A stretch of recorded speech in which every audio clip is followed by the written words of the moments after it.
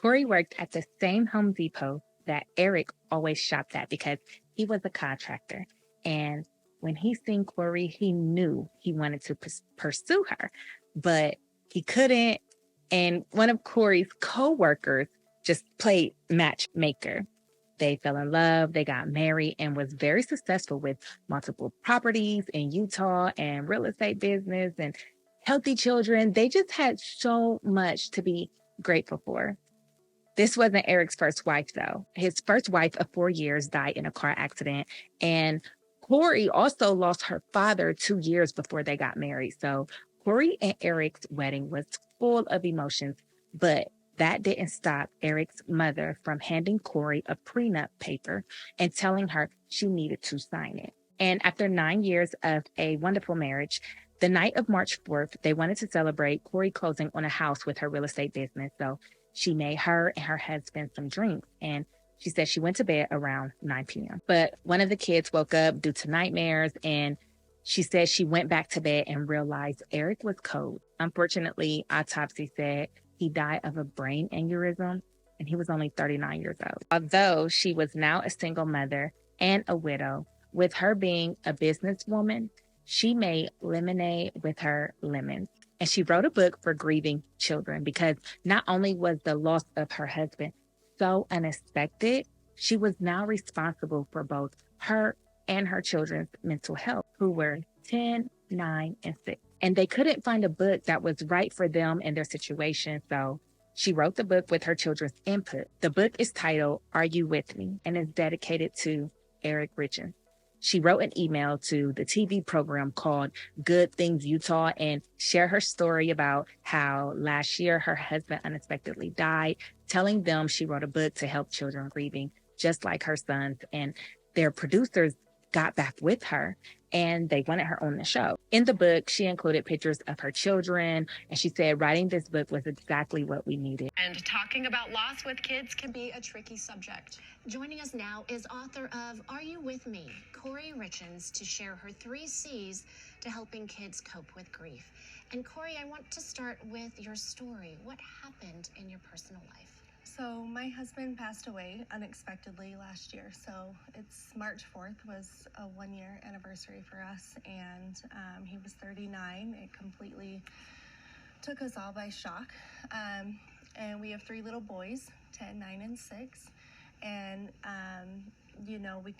my kids and I kind of wrote this book on the different emotions and grieving processes that we've experienced last year, and hoping that it can kind of help other kids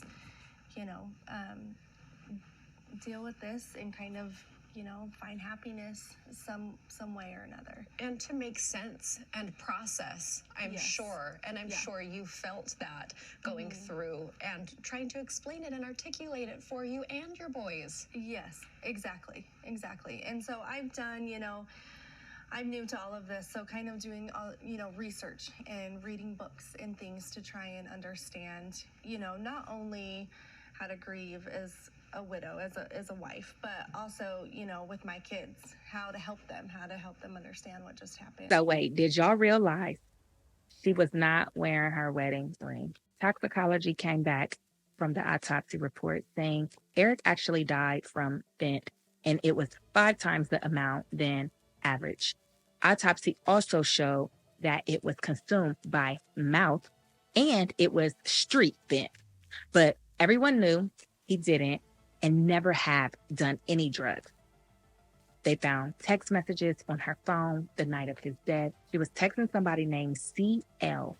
And after a deeper dive into CL's record, it indicated that he was a drug dealer. So let's go back to the day after Eric's death. She held a family meeting because she had just found out that she was no longer a part of Chris's $3.6 million will and was no longer listed as the beneficiary on his life insurance, and wanted answers from the family, bringing up the prenup her mom-in-law had her sign, saying that she would get $3.6 million estate if he died. And I'm not sure how that meeting ended, but the next day, Corey told Eric's sister and family she needed them to leave so she can mourn privately.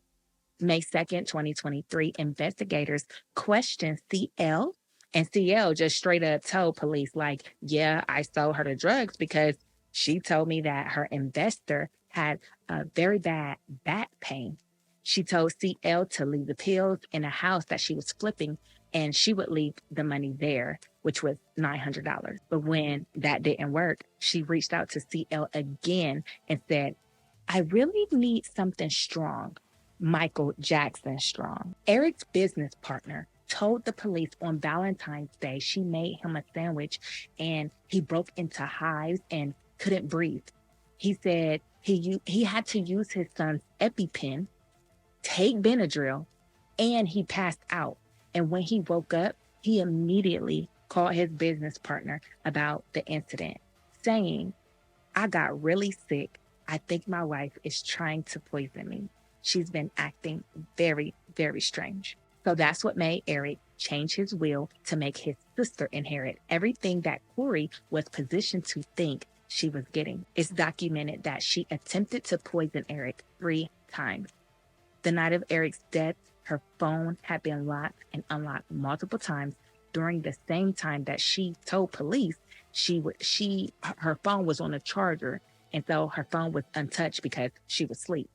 And messages had been sent and received during that time, and they were deleted. Close family also told investigators that Corey desperately wanted to flip a $2 million home and needed the money to do it, but Eric did not agree. Corey also tried to stop Eric's business partner from getting his 50% of the business that Eric put in his will. So she's just moving foul at this point, but Corey Richins, 33, was arrested on May 8, 2023 in connection with the 2022 death of her husband, Eric Richins.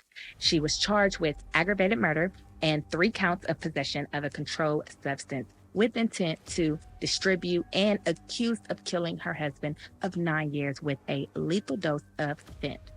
I can't say the real word because it may trigger the algorithm, but y'all know what fent is.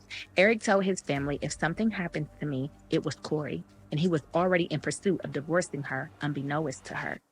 Corey had also purchased 4 life insurance policies on behalf of her husband before his death, unbeknownst to him, totaling nearly $2 million. And you would think while you're in jail, you are reflecting, but she is actually planning a documentary. Her recorded jail calls reveals that she has been communicating with a documentary filmmaker directly and through a friend. The latest update is a gag order has been set in place by the judge, and now no one is allowed to talk to press or media about it if they are involved in the case. The hearing has been rescheduled for June 12, 2023, so stay tuned for what's next. To see more Family Feud cases, click right here. To subscribe to this channel so that you never miss another video, then click right here. I love you, and I will see you in the next episode of Jazzyxcrime.